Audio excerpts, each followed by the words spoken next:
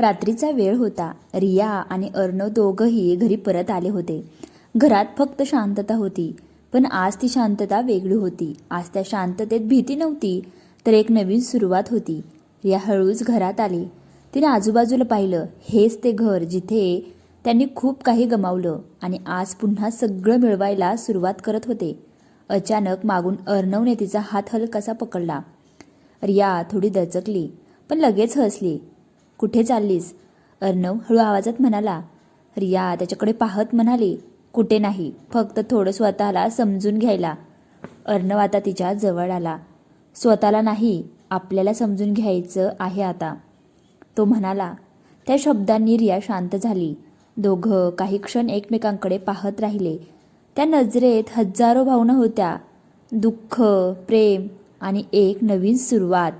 अर्णवने हळूच तिच्या केसांना कानामागे सारलं. रियाचे श्वास थोडे वाढले. मी तुला खूप मिस केलं, अर्णव म्हणाला. रियाच्या डोळ्यात पाणी आलं. मी सुद्धा अर्णव, ती आता हळू आवाजात म्हणाली. त्या क्षणी अर्णवने तिला हलकंसं आपल्या मिठीत घेतलं. ती मिठी वेगळी होती. जणू दोघं एकमेकांना पुन्हा सापडले होते. रिया त्याच्या छातीवर डोकं ठेवून उभी होती. आता काहीही झालं तरी आपण बोलायचं, लपवायचं नाही, ती म्हणाली. अर्णवने तिच्या कपाळावर हलकासा किस केला. प्रॉमिस, तो म्हणाला. आणि थोड्या वेळाने अर्णवने तिचा हात धरून तिला सोफ्यावर बसवलं. तो किचनमध्ये गेला. रिया हसत त्याच्याकडे पाहत होती आणि काही मिनिटांनी तो परत आला. हातात 2 कप कॉफी. नवीन सुरुवात, तो म्हणाला. रिया कप घेत म्हणाली, हो, पण यावेळेस कायमची. दोघं शांतपणे कॉफी पीत बसले. बाहेर हलका पाऊस सुरू झाला होता. रिया हळूच म्हणाली, आपण खूप काही सहन केलं ना? अर्णव तिच्याकडे पाहत म्हणाला, हो, आपण दोघांनीही खूप सहन केलं. आणि पण शेवटी आपण एकमेकांना निवडलं. रिया हलकसं हसली. त्या रात्री ना मोठे शब्द होते, ना मोठी वचनं. फक्त 2 माणसं होती, ज्यांनी एकमेकांना पुन्हा स्वीकारलं होतं. आणि त्या छोट्या छोट्या क्षणांमध्येच त्यांचं प्रेम पुन्हा जिवंत झालं होतं. कॉफी संपली.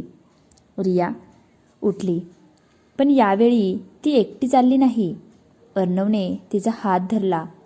ती त्याच्याकडे पाहत हलकसं हसली. दोघं हळूहळू रूमकडे गेले. त्या क्षणी ना घाई होती, ना शब्द, फक्त एकमेकांसोबती राहायची इच्छा होती. रिया थोडीशी थांबली. अर्णव तिच्या समोर आला. आता घाबरत नाहीस ना, तो हळू आवाजात म्हणाला. रिया डोळ्यात बघत म्हणाली, नाही, कारण आता तू आहेस. त्या उत्तराने अर्णव हलकसं हसला. त्याने हळूच तिचा चेहरा आपल्या हातात घेतला आणि कपाळावर हलकासा स्पर्श केला. रियाने डोळे मिटले. ती हळूच त्याच्या जवळ आली. त्या मिठीत आता कोणताही संकोच नव्हता. ती फक्त प्रेमाची नव्हती, ती होती नवरा बायकोच्या नात्याची खरी सुरुवात. आणि त्या रात्री दोघांनी एकमेकांना समजून घेतलं, आणि ते सुद्धा एकमेकांच्या जवळ राहून, एकमेकांमध्ये हरवून गेले. त्या क्षणांमध्ये ना काही जबरदस्ती होती, ना काही घाई, फक्त होता विश्वास आणि एकमेकांवरचं खरं प्रेम. आणि आज ते सिद्ध झालं होतं. आणि त्या रात्री पहिल्यांदाच दोघं फक्त एकत्र नव्हते, तर एक झाले होते. त्या रात्री पहिल्यांदाच दोघंही शांत झोपले, कारण यावेळेस त्यांच्या नात्यात शंका नव्हती, फक्त विश्वास होता आणि खरे प्रेमाची सुरुवात. सकाळ झाली. खिडकीतून हलकं ऊन आत येत होतं. अर्णव हळूहळू जागा झाला. त्याने बाजूला हात टाकला, पण रिया तिथे नव्हती. तो हलकसं हसला. मॅडम लवकर उठल्या वाटतं, तो स्वतःशीच म्हणाला. आणि तो उठला आणि हळूहळू तो किचनकडे गेला. आणि किचनमध्ये रिया उभी होती. तिने साधा ड्रेस घातला होता, केस हलकेसे बांधलेले, आणि ती चहा बनवत होती. अर्णव काही क्षण तिच्याकडे बघतच राहिला. खरंच ही माझीच आहे ना? तो हळूच हसत म्हणाला. तो हळूच तिच्या मागून गेला आणि अचानक तिला मिठी मारली. रिया दचकली. अर्णव, काय आहे हे सकाळी सकाळी? ती थोडी घाबरून म्हणाली. अर्णव हसत म्हणाला, गुड मॉर्निंग असं म्हणायचा माझा स्टाईल आहे. रिया मागे वळाली. असं का? मग थोडं शांतपणे पण म्हणता येतं ना? ती नाटक करत म्हणाली. अर्णव तिच्याकडे पाहत म्हणाला, शांतपणे सांगितलं तर मजा नाही येत. रिया हसली. तुम्ही ना अजिबात बदलणार नाही. अर्णव लगेच म्हणाला, आणि तू पण कायम अशी सुंदर दिसत राहणार. रिया थोडी लाजली. बस करा, चहा सांडेल, आता ती म्हणाली. अर्णव अजूनही तिच्या जवळच उभा होता. चहा जाऊ दे, तू इम्पॉर्टंट आहेस, तो म्हणाला. रिया त्याला हलकासा धक्का देत म्हणाली, जा फ्रेश व्हा आधी.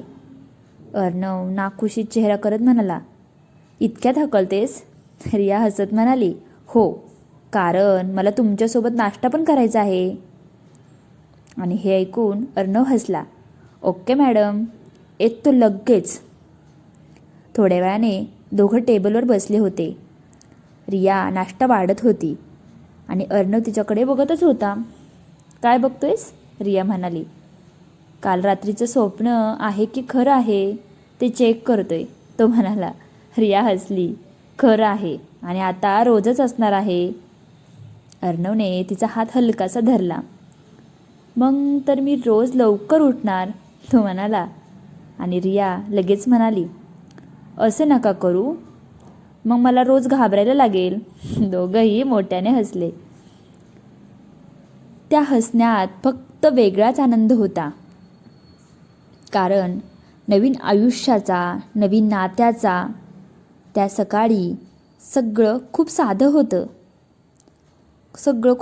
होतं, पण त्याच साध्या क्षणांमध्ये त्यांचं आयुष्य सुंदर होत होतं. कारण आता ते फक्त एकत्र राहत नव्हते, तर एकमेकांसोबत चांगले क्षण जगत होते.